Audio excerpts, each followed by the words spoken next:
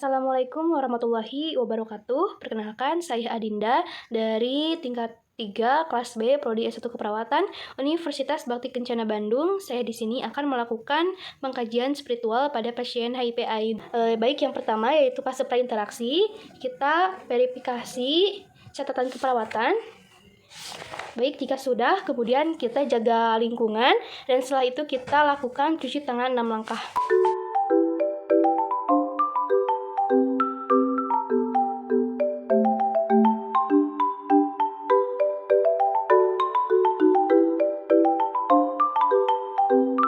Assalamualaikum, selamat pagi Bu.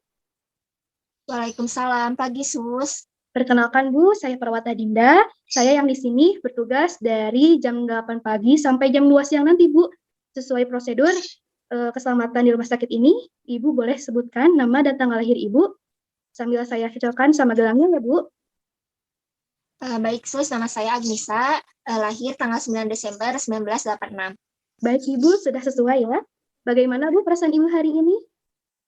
Tadinya itu saya merasa cemas, tapi setelah ditengok sama keluarga, jadi lebih semangat Sus.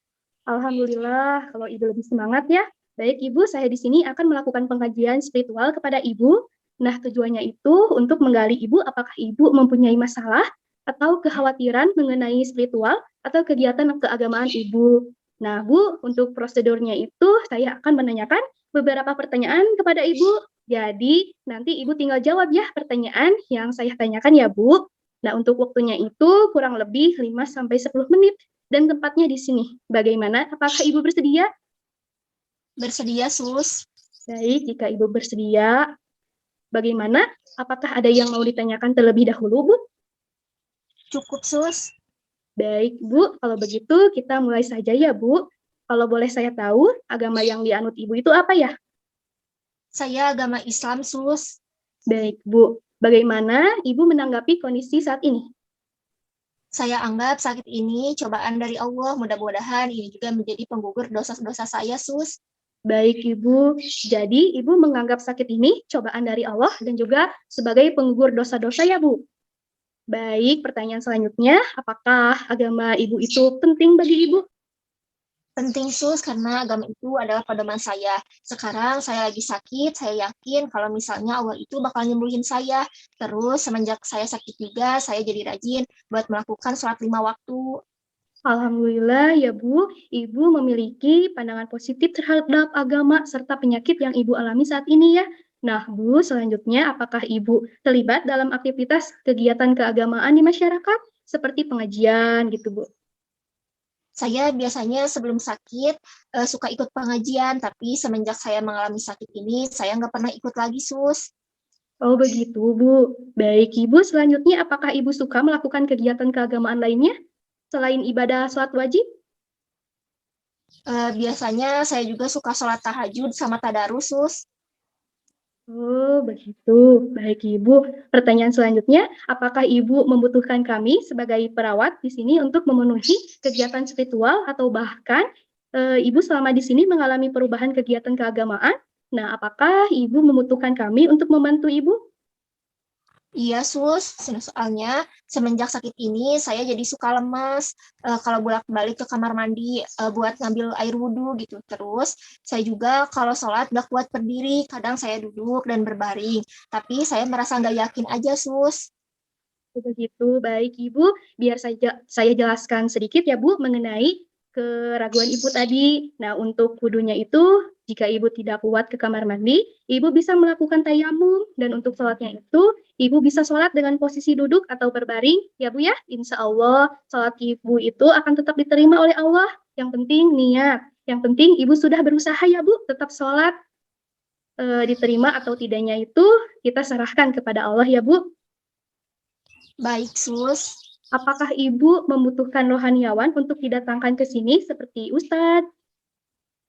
Boleh Sus, soalnya saya masih banyak yang harus ditanyakan terkait ibadah saya. Baik Ibu, kalau begitu nanti kita akan coba hubungi rohaniawan untuk didatangkan kepada Ibu ya Bu. Iya Sus. Nah Ibu, setelah kita berbincang-bincang tadi, sekarang bagaimana perasaan Ibu? udah merasa tenang, udah merasa paham juga kalau misalnya nggak bisa ke air, wudhunya bisa tayamum. Terus kalau sholat nggak kuat berdiri, bisa duduk atau berbaring. Yang penting niatnya. Oke, baik Ibu. Alhamdulillah ya Bu, Ibu sudah paham mengenai kekhawatiran yang Ibu alami tadi. Nah, sekarang saya simpulkan lagi ya Bu. Jadi, jika Ibu tidak sanggup untuk ke air, Ibu bisa mengganti air wudhu itu dengan cara tayamum ya. Dan untuk sholatnya itu, jika Ibu tidak kuat untuk berdiri, nah Ibu bisa melakukan dengan posisi berbaring atau duduk ya Bu. Yang penting ingat ya Bu, insya Allah akan tetap diterima oleh Allah Subhanahu wa Ta'ala. Nah, selanjutnya nanti saya akan bicara sama tim ya yang lain untuk mendatangkan rohaniawan kepada Ibu. Besok saya akan datang kembali ya Bu untuk berbincang-bincang lagi dan membawa Pak Ustadz juga ke sini ya, sehingga Ibu bisa menanyakan keraguan-keraguan Ibu yang lainnya ya. Baik, Sus. Oke Bu, apakah ada yang mau ditanyakan? Cukup, Sus. Baik Ibu, kalau begitu saya izin pamit dulu ya Bu ya. Nanti kalau Ibu ada apa-apa, Ibu bisa panggil saya di ruang perawat atau bisa pijit bel yang sebelah kiri. Baik, Sus. Terima kasih. Sama-sama Bu, kalau begitu saya pamit dulu ya. Assalamualaikum. Ya, Sus. Waalaikumsalam. Selanjutnya kita ke fase dokumentasi. Yang pertama, kita tulis nama pasiennya yaitu Agnieszka Yulanda, tempat tanggal lahir Bandung 9 Desember 1986. Nomor rekam medisnya 5788605. Kemudian masalah keperawatan yang dialami klien yaitu kurang pengetahuan spiritual klien mengenai kegiatan keagamaan. Lalu tindakan yang dilakukan perawat yaitu melakukan edukasi tata cara tayamum dan sholat pada saat sakit. Lalu respon pasien subjektifnya yaitu klien sudah paham dan tenang juga mengenai kekhawatirannya yang dialami pada saat sakit. Kemudian respon objektifnya yaitu klien bisa menjelaskan mengenai tata cara sholat dan tayamum pada saat sakit. Nah, kemudian analisa masalahnya yaitu kurang pengetahuan spiritual mengenai kegiatan keagamaan klien dapat teratasi, dan intervensinya yaitu dilanjutkan mendatangkan ustadz, dan intervensi ini dilakukan pada tanggal 29 Januari 2022. Nah, setelah itu kita jangan lupa tulis nama kita di formulirnya, dan setelah itu kita tanda tangan.